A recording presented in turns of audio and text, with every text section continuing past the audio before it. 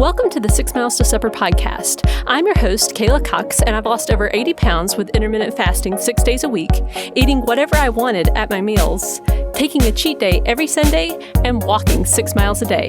And I'm here to help you on your weight loss journey. In today's episode, we're going to talk about easy and enjoyable weight loss.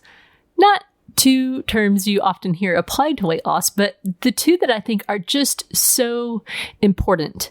So as I mentioned in the last episode, which was about 2 months ago, unfortunately, my goal, which I'm failing at terribly right now, is to have one episode a week. That's what I used to do over time, just because my life has been a bit more hectic. I've had other responsibilities. I haven't been doing one of these podcasts as frequently, but I know that I kind of updated everyone on the last episode. So if you haven't heard all those things, you can go back and listen to that. But I did realize, because I went back and listened to the past several episodes, because I kind of didn't remember what all did I talk about, what all did I not talk about, and just to kind of give you guys context of what's going on in my life. But one thing that I think I failed to mention completely was that during all this stuff that was going on, health issues with various family members. One good thing that did happen during that time was we did buy a house. And so that is another thing that has really kind of distracted me, kept me busy doing things. The house we bought is a real fixer-upper. So there have been lots of projects around the house that we've been doing. And so that's another part of all this. Also, I had mentioned that I was doing a little experiment with not fasting for a while. So I'm just going to give you a real quick recap of why did I do that, what were the results, and what I'm doing now. So back at Easter, which for us was actually May 5th, which is kind of late compared to when everyone else celebrates it. But for us, it was May 5th. And the tradition in our church is that you don't fast for the 40 days after Easter. And so I decided that I wanted to try to practice that this year. Now, that was a bit scary for me because if you remember, the last time I think I talked about like what my weight was doing, my dad had just passed away and everything. My weight was sitting at around 153, which is, still fine. It's in the healthy BMI range, but it was higher than I wanted it to be. So my 7-day average on Easter Day was actually 152.86. And so for the next 40 days, I decided I would not fast. And that was kind of even a tricky thing in and of itself to kind of figure out, what does it mean precisely to not fast? And it kind of became more complicated, I guess, because I tend to overthink things, because I thought, well, technically, if you kind of skip breakfast, like if you're not really hungry for breakfast and you skip it, well, is that, fasting? and so I just kind of ended up overthinking it. And so what I decided was I'm going to try not to have a prolonged period of time where I'm going without food. So I basically tried to go no longer than 12 hours without food. I felt like, some people might still think of that as being a bit of a fasting window, but I was just trying to figure out, just some sort of rule I could kind of keep to. So during that time, I was really trying to lose weight, again, because my weight was higher than I wanted to be. And I was really curious to see, could I actually lose weight without fasting? I know that's something that I say all the time. And I do believe that, yes, anybody can lose weight without fasting. It's all about calories. It's just about learning how to eat the right amount of food. It's just that intermittent fasting makes it so easy for me to eat the right amount of food, makes it harder to overeat. And so at the end of that time, of that 6 weeks, approximately, that I did this, it was about 1 pound of loss, which I was, pretty happy with. Here's what I learned, for myself at least. I just love OMAD. I love how my days are structured. I enjoy it. I enjoy food way more because when I sit down and I haven't eaten all day, when I sit down to a meal, the food, no matter what we're having, it tastes amazing. And I love that. I find that to be a very enjoyable experience. Whereas, if I eat several times a day, the food just, doesn't taste as good. I'm still grateful for it, but it's just like, it doesn't have that same kind of flavor, and that same level of enjoyment. So I decided at about mid-June, okay, I'm going back to just doing OMAD. Because again, my life needed that kind of like simplification, and the making it easy, which leads us into what we're talking about today, which is enjoying your plan and making weight loss easy. And I've been so reminded of this. I was reminded of it when I was not fasting, about how much more mental energy it takes for me to try to keep up in my head with like all the things I've eaten that day, if I'm doing multiple meals. Whereas, if I just eat once a day, I know exactly what I ate. It's just really easy to know, like, well, is it possible I ate too much? I can just think back on that one meal and kind of just know. Whereas if it's 3 meals plus, man, if you add snacks in there and that kind of thing, it's just really hard to know how much you've eaten, which can make weight loss really frustrating and difficult, because that is one thing that a lot of people, I would say, fight against. When they are, eating multiple times a day, they will think to themselves, because I used to think this about myself too, I'm not eating that much. And so they'll think, it's certainly not the amount of food I'm eating, therefore it must be some other kind of complicated thing. Maybe it's something with metabolism. Maybe it's something with the combinations of food, or, like the certain macronutrients. It's too high carb, it's too whatever. But really, when you get down to it, it's just about the quantity of food. So during this time of grieving, and man, grieving is just, it's a whole other topic that I don't really feel qualified to talk about, except to say this.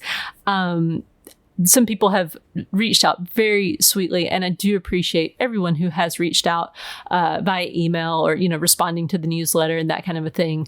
And someone gave me a really good piece of advice, or I don't know that it was advice, but basically they said, that grief can kind of just like sneak up behind you. And that has been, I think, the most accurate way to describe it. Like, I remember, just a few days after my dad passed away, I kind of thought, wow, like I'm already kind of feeling like I've grieved, because I did a lot of grieving just when he was battling cancer. But what I have found though since then is like, no, that it's like you can feel fine, and then just, man, some song comes on the radio, some memory pops up into your head, and it's just like it all comes rushing back. And it's a whole process. But that grieving process, because it is so difficult, has highlighted for me how important it is to enjoy your plan, to make it easy. And when you enjoy it and it's easy, it's something that you can sustain for your entire life. And it's also something you can sustain when you're otherwise feeling miserable. And to me, that's the ideal plan. Something you can do, not on your best day. I mean, yes, of course you want to do it on your best day, but the one that you can see yourself doing on your absolute worst day, on your lowest points, to do it, to be able to do it. I enjoy OMAD. Like I was saying, like the food tastes better. I love how my days are structured. I have so much more free time. I have so much more mental space because I'm not thinking about, what do I need to eat? Like, what do I have for breakfast? What do I need? Like, well, and then once you get to lunch, well, what did I have for breakfast? How much did I eat of that? And then trying to remember all that stuff. My brain it's not good with that kind of like recall. And so that adds so much more stress and time away from other things that I could be doing. And I just love how simple OMAD is also. It's like, I only have to think about food once. I'm going to really enjoy that meal. I can eat whatever I want at that meal. And it's just easy. It's just easy. And I just so enjoy it. And furthermore, having that method of eating that I really enjoy, that I find really easy, has made it so my weight has stayed in check for years now. Like my weight has been in the normal BMI range now for over 6 years. Now, if you want to count, and I would like to count the years from November 2016 up until now, That would make it just a little under 8 years at this point. And the reason why some people might not count it, but that I would want to count it, is that I was technically like maybe 3 or 4 pounds overweight at that point, according to the BMI scale, which, yes, that's an arbitrary measure and all that stuff. But I'm just saying, like, I feel like my weight has been in a healthy place since November of 2016. And that to me is just mind blowing, that I have found something that is so easy and so enjoyable to me that it has made weight loss and maintenance, comparatively to what it used to feel like, very, very easy and very, very enjoyable. And that has taken so much stress out of my life to just have the box of weight loss ticked. And I mean, look, that box, we both know, right? Me and you both know that weight could come back on. Like, I could get into bad habits and I could regain the weight. But barring something like that happening, I know, like, as long as I just keep doing this stuff, I'm going to maintain my weight loss. And that just takes such a huge load off my mind. And that's the cool thing. I enjoy life more because I'm at a comfortable weight. You know, moving around is not an uncomfortable thing. I don't have to worry that my weight is going to be the thing that's going to cause a health issue. Now, may other things cause a health issue? Sure. I mean, that has definitely been brought to the forefront of my mind in the past few months. Like, there are just things going on, and I see it's like, well, some stuff you can't even control it. It's just a part of your genes. But the obesity, I could get under control. The obesity doesn't have to be a part of my life. There are some things maybe I don't have control over, but I do want to try to control the controllables. And the way I've found that is the best course of action when it comes to weight loss, when it comes to keeping the weight off, is to make it easy and to make it enjoyable.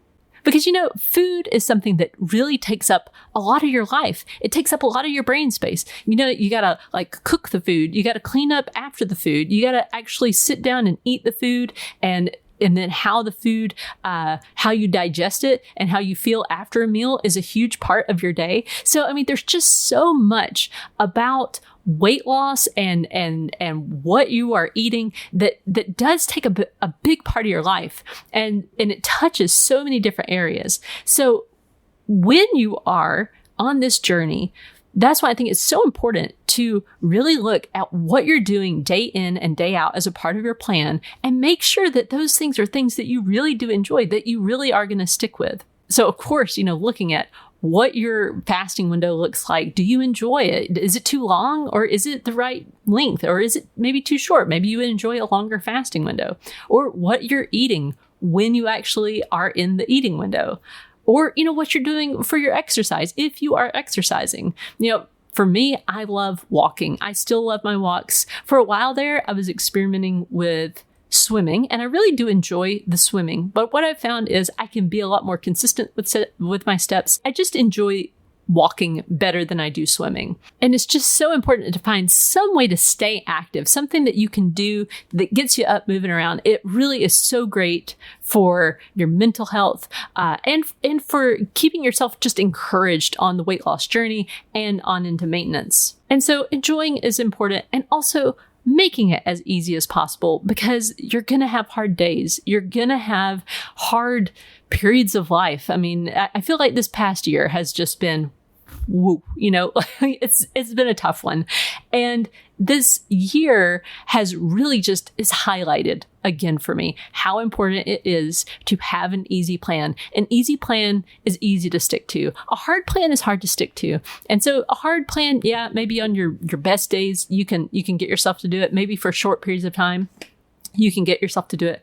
But I'm telling you, the dark days are going to come. So thinking about like, okay, things are good right now, maybe, but in the future, if things are going to kind of like haywire, will I stick to this plan? And if you don't think you will, I would just say, ask yourself, okay, what could you stick with? And then go ahead and do that plan. Let that plan be your thing that you do every day. But sometimes we like to do hard things, right? I love to do hard things, but the thing about it is, hard things are hard to do consistently, especially when you are not feeling good emotionally.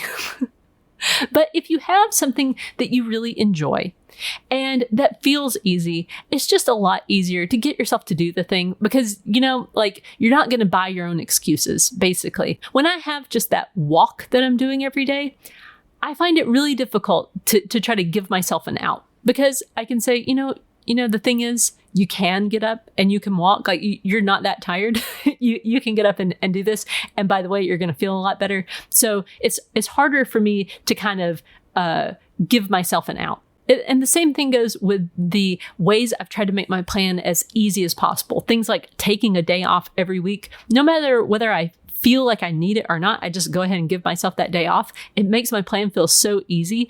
And also having the coffee with a half and half in it whenever I want during the fasting window.